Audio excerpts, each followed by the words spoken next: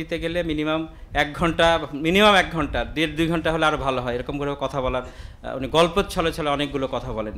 তো আইবিডব্লিউএফের যে ইতিহাস, সেই ইতিহাসটা আপনারা অনেকেই জেনে থাকবেন এবং আমাদের মুহতারাম কেন্দ্রীয় সভাপতি হয়তো আপনাদের সামনে বলবেন যে আসলে আমরা যে দিনকে প্রতিষ্ঠা করতে চাই সেটা কখনো অর্থনীতিকে বাদ দিয়ে নয়, কোনো ব্যবসা বাণিজ্যকে বাদ দিয়ে নয়। আপনি কোরআনের তালিম দিবেন, দার্স দিবেন, পরকালীন কথা বলবেন, আমার এই জীবনের পরবর্তী জিন্দেগি হচ্ছে আমার আসল, সব ঠিক আছে, কিন্তু সেই জিন্দেগিতে সাফল্য অর্জন করতে গেলে আপনাকে অর্থনৈতিক স্বাবলম্বী হওয়া, আপনাকে অর্থনৈতিকভাবে সমাজকে পরিবর্তন করার মানসিকতা, সমাজের চিন্তা চেতনা, সমাজের প্রতিটা রন্ধে রন্ধের পরিবর্তন করার জন্য আপনাকে অর্থনৈতিক ব্যবস্থার পরিবর্তন সাধন অতীব জরুরি। আমরা যতই ওয়াজ নসিহত করি না কেন, আমাদের দেশে তো বিশাল ওয়াজ হয়, বলেন আমরা যদি বুকে হাত দিয়ে বলি আমাদের মধ্যে ইসলামপন্থী ভালো ব্যবসায়িক বা বড় ব্যবসায়িক কয়জন আছে? আমরা সকালবেলা আমাদের মুহতারাম মেহমানকে যখন আমি রিসিভ করে নিয়ে আসলাম বিমানবন্দর থেকে, রাস্তায় যেতে যেতে গল্প যে আপনাদের এখানে 100 কোটি বা 200 কোটি 500 কোটির ব্যবসায়িক এখানে আছে কি? তো আমার তো মুখ দিয়ে কথা বের হচ্ছে না যে আসলে তো আমাদের, হ্যাঁ ব্যবসায়িক কিন্তু আছে। আপনি রাজশাহী শহরে এই 100 কোটি 200 কোটি 1000 কোটি 500 কোটির ভুরি ভুরি ব্যবসায়িক আছে, কিন্তু আমরা যদি আমাদের সুধীর কথা ধরি, আমাদের পন্থী বা মোটামুটি ইসলামপন্থী, ইসলামের ধার ধারে না, আপনার সুদী ব্যাংক হোক আর যে কোনো উপায় হোক কামাই রোজগার করার জন্য মাশাআল্লাহ অনেক যোগ্যতা সম্পন্ন, কিন্তু যদি আমরা আমাদের ইসলামপন্থী যারা দিনের জন্য বড় একটা খাদেম হবে, এই দান খয়রাত করবে, আপনি কামাই করেন কিন্তু দান খয়রাত করেন, ব্যাপকভাবে আপনি ইসলামের জন্য খেদমত করেন, পয়সা দেন, এই টাইপের লোক যখন আমি রাজশাহী মহানগরীর দিকে তাকাই, তাহলে গুনে গুনে 2-5টা পাওয়ার কোনো সুযোগ এটা নাই, বিশেষ করে 100 কোটির উপরে যাদের ব্যবসা আছে। তো সম্মানিত উপস্থিতি, তা আপনি এই ব্যবসা দিয়ে আমরা যদি কোনো সময় আল্লাহ পাক যদি আমাদেরকে এখানে কি বলে ক্ষমতার কাছাকাছি বা ক্ষমতায় দিয়েই দেয়, তখন আপনি এই দেশটা কিভাবে আপনি চালাবেন, এই মানুষগুলোকে আপনি কিভাবে পরিচালনা করবেন? তো এই ক্ষেত্রে আইবিডব্লিউএফের বক্তব্য হলো যে আমরা চাই সৎ উদ্যোক্তা, সৎ শিল্পপতি, সৎ ব্যবসায়িক, এবং এই সৎ উদ্যোক্তা, সৎ শিল্পপতি, সৎ ব্যবসায়িক তৈরি করার জন্য আমাদেরকে সংগঠন এই সেক্টরে আমাদেরকে দায়িত্ব দিয়েছে, এবং এটা আমরা মনে করি অবশ্যই একটা গুরু দায়িত্ব। আমাদের এই দায়িত্ব যদি আমরা যথাযথভাবে পালন করি, অবশ্যই মনে করি আল্লাহ পাক আমাদেরকে ওই কোরআনের আয়াতের দিকেই চলে যাব, ইয়াগফিরু লাকুম যুনুবাকুম ওয়া ইদখিলকুম জান্নাতিন তাজরি মিন তাহতিল আনহার, কারণ ওই মানসিকতা নিয়ে কিন্তু আপনাকে এই পথে কাজ করতে হবে। সম্মানিত উপস্থিতি, আপনারা জানেন যে আইবিডব্লিউএফ হচ্ছে একটা অরাজনৈতিক, অলাভজনক একটি স্বেচ্ছাসেবী স্বেচ্ছাসেবী একটা অর্গানাইজেশন, একটা সংগঠন। এই সংগঠনের অলাভজনক, অনেকের মধ্যে একটা ধারণা আছে যে ঠিক আছে আমি আইবিডব্লিউএফ, আপনারা জানেন যে আইবিডব্লিউএফের সদস্য হচ্ছে 3 ক্যাটাগরির সদস্য। আমি জানি না যে আমাদের এই জেলার যে সমস্ত ভাইয়ের উদ্দেশ্যে কথা বলছি তারা আইবিডব্লিউএফের সদস্য হয়েছেন কিনা বা সদস্য কিনা, অফিসিয়ালি আলহামদুলিল্লাহ হয়েছেন।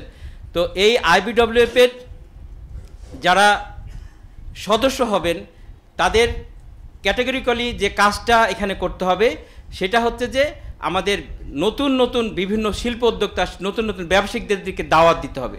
আর আমাদের যে এই ঘুরে ধরা সমাজে যে ব্যবসা প্রতিষ্ঠান আছে, যে ব্যবসায়িকরা আছে যারা দিনই অনুভূতি নাই, সুদ ঘুষ দুর্নীতি এগুলো সম্পর্কে কোনো কনসেপ্ট নাই, আবার দেখেন যে তাদের যদি আপনি বলেন অনেক ব্যবসায়িক আছে, আপনারা দেখবেন আমাদের সমাজে অনেক ব্যবসায়িক আছে যারা 5 ওয়াক্ত নামাজের সাথে জড়িত, আলহামদুলিল্লাহ 5 ওয়াক্ত নামাজ পড়েন, এটা ভালো কথা, মানে তাদের চেহারা সুরত, তাদের লেবাস আলহামদুলিল্লাহ অত্যন্ত ভালো, কিন্তু আবার যখন প্র্যাকটিক্যাল লাইফে দেখা যায় তখন দেখা যায় যে অসংখ্য সুদের সাথে জড়িত, শুধু নয় দুর্নীতির সাথে জড়িত রয়েছে, যেটাকে তিনি মনে করেন যেটা ব্যবসায়িক ব্যাপার এই ব্যবসার সাথে ইসলামের কোনো সম্পর্ক না।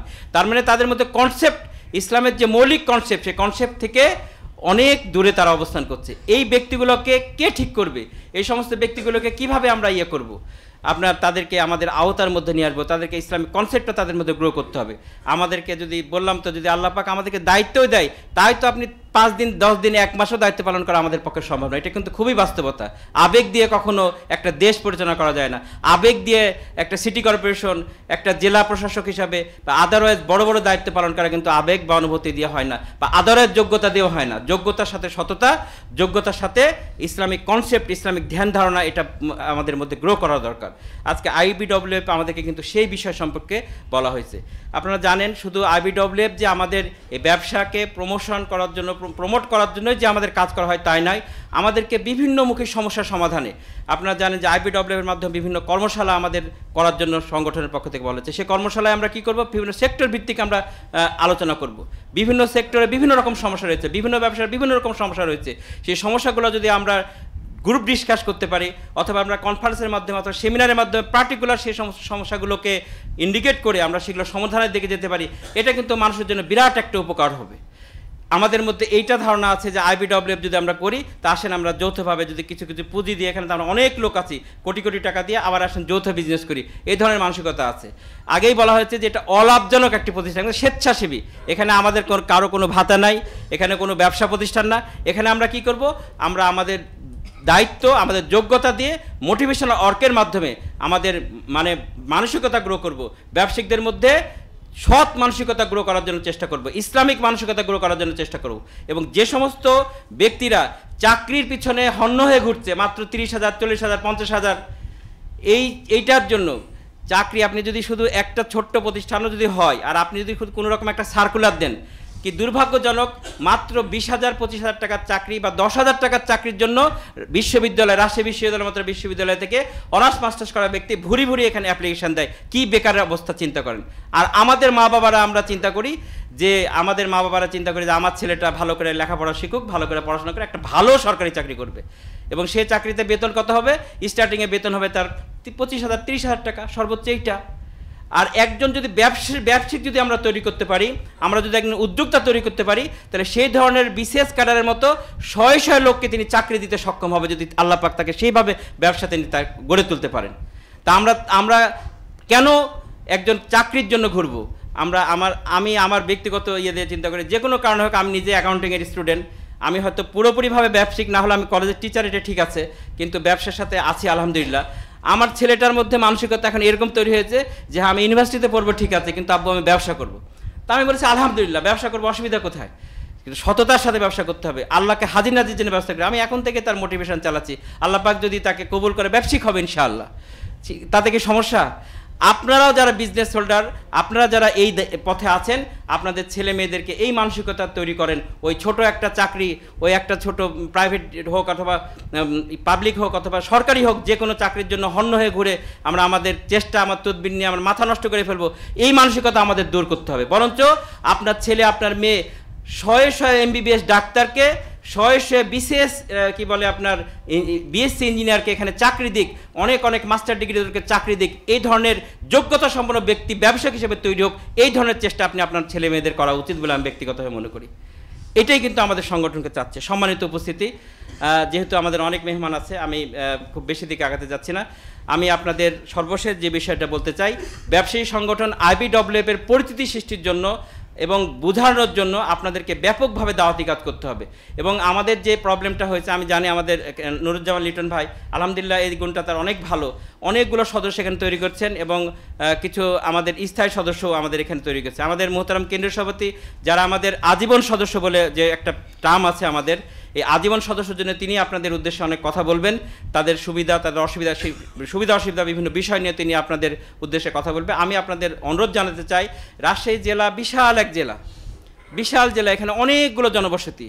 দেখেন, একটা উপজেলা, একটা পৌরসভা থেকে আপনার 10 জন, 20 জন, 25 জন আসছেন, কিন্তু কত কত হাজার ব্যবসায়িক আছে, তার ইয়াত্তা আছে ভাই। রাজশাহী মহানগরী এরকম হাজার ব্যবসায়িক, আপনি দূরবীন দিয়ে খুঁজে আমাদের মাত্র 2-5টা ব্যবসায়িক পাবেন। এই ব্যবসায়িক নিয়ে আমাদের অনেক গরম যে না আমাদের ব্যবসায়িক আছে, এই দিয়ে কি হবে ভাই? হবে না। এই জন্য আজকে আমরা যারা আইবিডব্লিউএফ এর সদস্য আছি, আইবিডব্লিউএফকে আমরা ওন করি, সেই সমস্ত ভাইদেরকে এই প্রতিষ্ঠানের কার্যক্রম সম্পর্কে, এই প্রতিষ্ঠানের দাওয়াতি কার্যক্রম সম্পর্কে, এই প্রতিষ্ঠানের সদস্য সম্পর্কে নিজের মধ্যে কনসেপ্ট গ্রো করতে হবে, পড়াশোনা করতে হবে, এবং সেই মাধ্যমে দাওয়াতি কাজের মাধ্যমে আমাদের জেলার প্রতিটা উপজেলা, প্রতিটা পৌরসভায় আমাদের এই কাজকে বৃদ্ধি করার জন্য ভিত্তিক আমাদের দাওয়াতি অভিযান করতে হবে। যদিও আইবিডব্লিউএফ কেন্দ্র ঘোষিত অনেক কর্মসূচি থাকে, আলহামদুলিল্লাহ সেই কর্মসূচি আমাদের পালন হয়, তার বাইরেও আমরা পার্সোনালি আমাদের ব্যক্তিগত দাওয়াতি কাজের মাধ্যমে আমরা সংগঠনের সদস্য বৃদ্ধি করব, আজীবন সদস্য বৃদ্ধি করব, সহযোগী সদস্য বৃদ্ধি করব। এবং শুধুমাত্র এটা করলে হবে না, আরেকটি বিষয় আমি বলি, আমি আমার বক্তব্য শেষ করতে চাই, সেটা হলো সদস্য আমরা যারা আইবিডব্লিউএফ সংগঠনের দায়িত্বশীল, এই দায়িত্বশীলদেরকে এমন একটা পর্যায়ে, এমন একটা কনফিডেন্স লেভেল আসতে হবে যে আপনাকে দেখে বিভিন্ন ব্যবসায়িকরা যাতে আপনার কাছে আসে সমস্যার সমাধানে কাজে আগে। সে ব্যাংকিং সমস্যা, বিভিন্ন ধরনের চাঁদাবাজির সমস্যা, আপনার ভ্যাটের সমস্যা, প্রশাসনে যে ঘুষ বাণিজ্য, ব্যাপক বিভিন্ন ধরনের সমস্যা রয়েছে, যে সমস্যায় কিন্তু আমরা ব্যাপকভাবে জর্জরিত রয়েছি। সম্মানিত উপস্থিতি, সম্মানিত ব্যবসায়িক ভাইরা, এই সমস্যার সমাধানের জন্য যারা আমরা জেলা উপজেলা বিভিন্ন পর্যায়ে নেতৃত্ব দিচ্ছি, তাদের কাছে যে ব্যবসায়িক মহল আপনার প্রতি যে আস্থাভাজন হতে পারে, সেই ধরনের নেতৃত্ব, সেই ধরনের কোয়ালিটি আপনার মধ্যে আসতে হবে। আপনি তার সমস্যার সমাধানে যদি এগিয়ে না আসেন, তাহলে আপনার কিন্তু ব্যবসায়িক নেতৃত্ব কখনো গ্রহণযোগ্যতা হবে না। এজন্য আমি এই ব্যাপারে আপনাদের বিশেষভাবে দৃষ্টি আকর্ষণ করছি। আমরা আজকেই আমাদের রাজশাহী মহানগরীর কাউন্সিল হলো, আমি রাজশাহী মহানগরীর জন্য আপনাদের কাছে দোয়া চাই, আপনাদের পরামর্শ চাই, আপনাদের সবার জন্য ওপেন টু অল। আমি পার্সোনালি যদি আপনারা আমাদেরকে পরামর্শ দেন, সেটাও আমরা গ্রহণ করব। আমরা যাতে এই রাজশাহী মহানগরী সহ রাজশাহী জেলাকে, বিশেষ করে গোটা বাংলাদেশকেই আমরা যাতে এই ব্যবসায়িক মহলে আমাদের কাজকে আরও বেশি গতিশীল করতে পারি, এবং আপনাদের সবার কল্যাণ কামনা করেই আমি আমার সংক্ষিপ্ত কথা শেষ করছি। ওমা তৌফিক ইল্লা বিল্লাহ। আসসালামু আলাইকুম ওয়া রাহমাতুল্লাহ। একটি ঘোষণা, আপনারা জানেন যে আমাদের বিএডিসি যে ডিলারগুলো বাংলাদেশে আছে, অনেকে শুনেছেন যে বাংলাদেশের প্রত্যেকটা ইউনিয়নে একটা করে বিএডিসি ডিলার থাকে। তো বিএডিসির সাথে সাথে এর চেয়ে আরও লাভজনক ব্যবসা হলো বিসিএসআইআর এডের ডিলার, যেটাতে আমরা টিএসপি, ডিএপি সহ সকল সার যারা অ্যালট পান, এটা হলো বৈধ। তারপরে এদের কাছ থেকে কিনে নিয়ে সার বিক্রেতারা বা বিভিন্ন ক্ষুদ্র ব্যবসায়ীরা ব্যবসা করে। তো বাংলাদেশ সরকার, বর্তমান সরকার নতুন যে সিদ্ধান্ত নিয়েছে, খুব দ্রুত ঘোষণা আসবে, প্রত্যেকটা ইউনিয়নে আরও 2টা করে বৃদ্ধি পাবে এই বিসিএসআইআর এর ডিলার। আমি থানা উপদেষ্টা সহ যারা ব্যবসায়ী আছেন সকলের দৃষ্টি আকর্ষণ করছি, আপনারা এখন থেকে কৃষি কর্মকর্তা এবং উপজেলা ইউনো সম্ভবত 3 বা 5 সদস্য বিশিষ্ট ওদের একটা কমিটি থাকে, এখনই যোগাযোগ করবেন। যদি এই ডিলার আমাদের ভাইয়েরা আমরা হতে পারি, তাহলে এটা অনেক লাভজনক এবং ঝুঁকিমুক্ত একটা ব্যবসা। এই জন্য এটা আপনাদের দৃষ্টি আকর্ষণ করা হলো। খুব দ্রুত পরিপত্র জারি হবে নতুন, প্রত্যেকটা ইউনিয়নে 1 জন করে আছে, আরও 2 জন করে, মোট 3 জন করে বিসিএসআইআর এর ডিলার নিয়োগ হবে খুব দ্রুত।